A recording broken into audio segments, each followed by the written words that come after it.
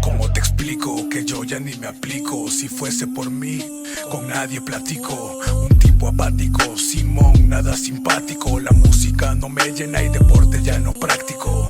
Drogas aburren, no sonrío aunque me masturben. No voy a ningún lado, no se preocupen, estorben. Deshonren la familia, mis apellidos borren. Les regalé mi nada y aún así las putas corren. Como si importasen o al menos se comportasen mal en lo que hacen, pero pues pasen. Yo no juzgo, lo haces tú al sentirte mustia. Yo te tolero, pero mis deseos son tu molestia. Me vendería a la bestia, pero a la vez fue una estafa. No queda nada en mí, puro recuerdo chafa. Lo mejor de mí se lo tragó en mi último orgasmo. Más rap para que a últimas todo es un pleonasmo.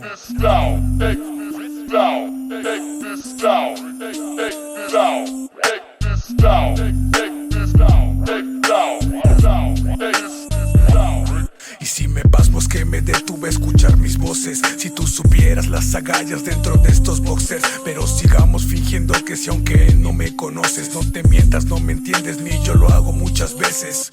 Carente de mi mami, no estoy pa' presumir. Apenas vengo llegando y ya me pienso ir. Lo siento, voy tarde, no pretendo encontrarme. Menos en contentarme, te haría feliz matarme.